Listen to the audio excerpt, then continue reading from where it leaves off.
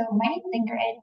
I'm one of the first year developmental pediatric fellows at Combined, and I'm going to be presenting. It is currently still a work in progress, but it's also my fellowship project that I'll be working on for the next couple of years. And it will be focusing on healthcare transitions for youth and adolescents with neurodevelopmental disabilities. I have no personal disclosures, and this is just my LEND disclosures. So, starting off for my research question, or what I wanted to know more about, was I wanted to know what the priorities, experiences, and perceived needs of adolescents and young adults with neurodevelopmental disabilities have during their healthcare transition period, and how those might differ from caregivers and professionals. And I think in the next couple of slides, we'll kind of explore some background and build some context regarding this period in one's life. So transitioning to adulthood for an individual with neurodevelopmental disabilities can be very complex. It can involve many other aspects of their life other than just healthcare. So education, kind of navigating disability services. But for my project specifically, I'm going to be focusing on the healthcare transition aspect. And everyone's situation is different, but during this time, a lot of individuals might need to change from the pediatrician they have been seeing their entire life to an adult internal medicine provider. They might also need to change their mental health providers, their therapists. There's also potential big things happening with insurance. And so there's a lot of moving parts during this period, and it can be a little bit different for everybody, but it could be a very stressful time. And so the American Academy of Pediatrics does recommend that transition planning is a kind of a standard component of care, and that we should be kind of including that in our care for our patients. And sometimes is considering talking about it and bringing it up as early as the age of 12, particularly for youth with chronic health conditions. And to address this period, a lot of healthcare systems have created what we call transitional care interventions, and to kind of help potentially address this period, but there is no standardization regarding these particular interventions. And what these interventions might be potentially having like a dedicated transition clinic where an individual and their family go and they meet with some providers that help them navigate through the process. Other places potentially have implemented like workshops or forums that a family and an individual can attend. Some will give additional training to their providers. There's other places too that work in a nice handoff between a pediatric provider and adult provider. So there's so many different ideas out there and things that people are trying to use to help improve and navigate this process, but there is no standardization. And what we do know right now is that for the majority of youths, about 84% of them with special healthcare needs are still not receiving adequate preparation during this period. And so if this period does not go well, a lot of preventable complications or, adverse things can happen, potentially not being able to be, plugged in with a medical provider, being lost to care. It can also cause a lot of increased, stress. And with a lot of the resources that are available, a lot of them tend to also be targeting high resource families. And that excludes youth from racially, ethnically, or economically marginalized backgrounds who now might be facing even more barriers during this process. Kind of going over the kind of policies that currently exist to kind of help in this period. Looking at kind of the literature, we do know that there are still some significant shortcomings in the policies that support individuals during this time. Even though we know services exist, they're still very inconsistent across different regions, healthcare systems, and agencies. And even though that we recognize that this is, important and we're talking about it, there's still we still lack widespread effective implementation of transition supports.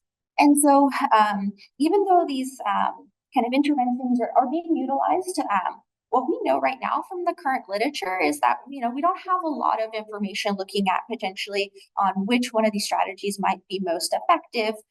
The evidence we have is limited or inconsistent. We also don't know very much about the long-term impacts of these interventions.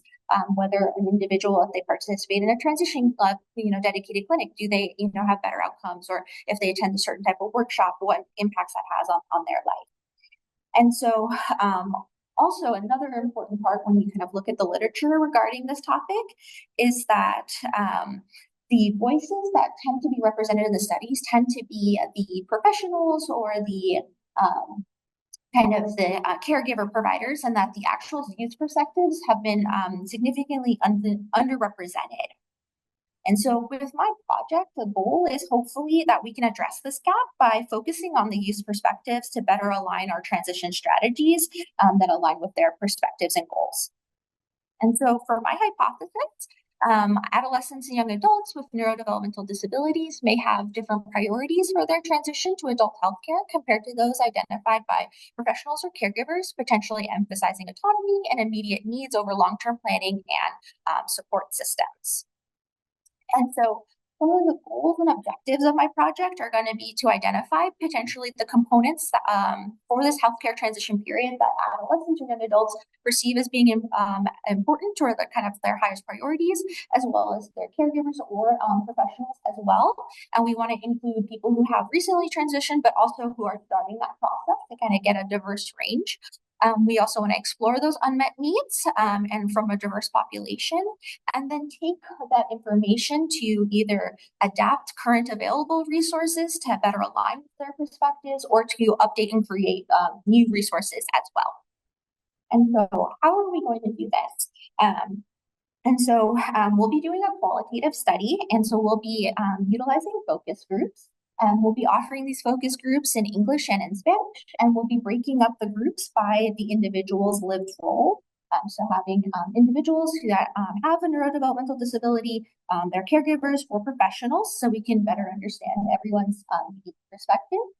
Additionally, not everybody might feel comfortable participating in a focus group, so we'll offer one-on-one interviews. Kind of as listed already there, these are the people that we're looking at. That's kind of a rough age range of what we're looking at for our adolescent group, but there might be some changes as time goes on. And we'll be recruiting from California, trying to have a very diverse background. And then with kind of what we know in the literature, we have some estimates on what kind of numbers we might need, but we'll get a little bit more on the analytics side as to where we might kind of draw these numbers from. And so I had been asked just to provide some examples of the questions that we would be kind of asking. We're still going under like IRB review, and so this is still a work in progress, but to help kind of people understand maybe a little bit more about like what we'll be trying to get at through these focus groups is potentially asking like individuals, like what were their worries during this period, or what are they worried about, or asking professionals like what are the topics they cover with individuals during this period, and what are some of the challenges that they have encountered.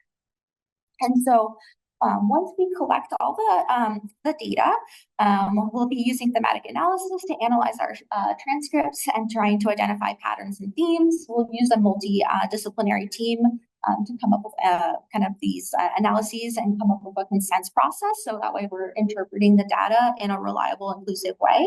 And we'll continue to analyze the data until we reach saturation. So that way when we're not hearing any more like new themes or ideas come up. And so what are the kind of the planned like goals and kind of implications of this study is, so not only do we want to identify issues, but we want to identify those issues, but kind of develop solutions from there. So potentially using information that we have to develop tools like potentially navigation videos for families or editing current available resources that better align with the perspectives. And hopefully with this project, since we'll be incorporating youth perspectives, this will be kind of filling that critical gap as they've been underrepresented in previous work before. And then also hopefully that we'll be able to take what we learn and share with our community partners as well. If we develop, resources or edits or to existing edits or processes. And so just wanted to give a thanks to Dr. Janice Enriquez and Sarah Benasco, as well as the whole SED team for their guidance, feedback, and support during this project, as well as my mentors and my scholarly oversight committee. The UC Davis Mind Institute was founded in 1998 with a promise to reduce and prevent the disabilities that can be associated with autism and other neurodevelopmental conditions. Every day, our clinicians and researchers make progress on that promise. Our groundbreaking research on autism, Fragile X syndrome, chromosome 22q11.2 deletion syndrome, ADHD, and other conditions associated with disability are helping affected individuals achieve their fullest potential. Please visit our website or our social media platforms to find out more about current studies, upcoming events, and how you can help make a difference.